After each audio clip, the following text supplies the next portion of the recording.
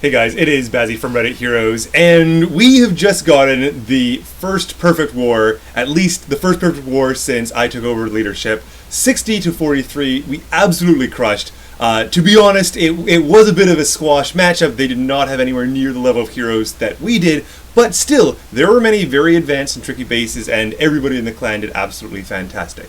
So, let's take a look at who the MVP is for this war.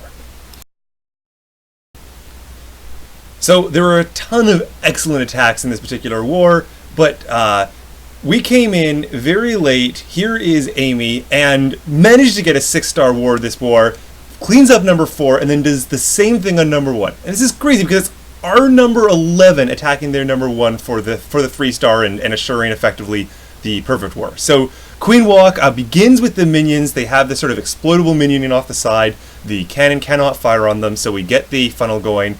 And I always like doing this. If it's one cannon and one archer tower, even if they're both at the max for Town Hall 9, you can usually survive that. You can usually let it get down low, but you don't need to panic, you don't need to put in a boost, you don't need to put in a rage.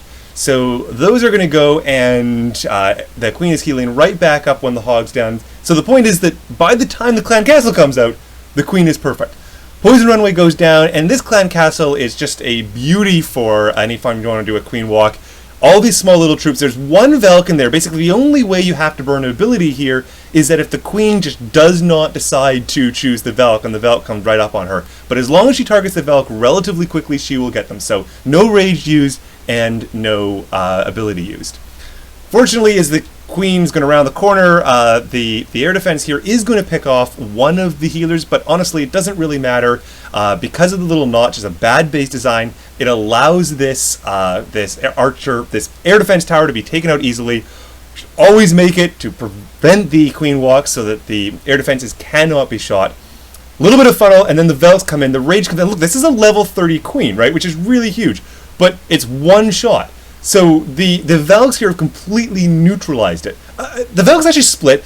Heal in the middle here, which is good because effectively there's only the crossbow on it, and you want to keep that little group alive. And there were some skeletons, which of course are going to be eaten pretty quickly by the Valks.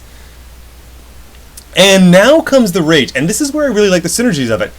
The rage is going to fire up all the Valks as it goes into the next big compartment, but the exciting part is that they've also picked up on the healers, and the healers are going to be healing the king and the Valks. Then the heal goes down, and there's also synergies there because the heal is healing the Valks, but then all of the hogs come through it, and now the war is completely over. It's just absolute decimation. There's almost all of the hogs up. Both the king and the queen abilities were just formalities. The healers are up. There's a huge amount of Valks up. The wizards are up, and this war base was just decimated. So good job to Amy, or more correctly, good job to myself because I stole her account and just want to promote how awesome I really am. So hope you enjoyed the video, and we'll try to do this again next war.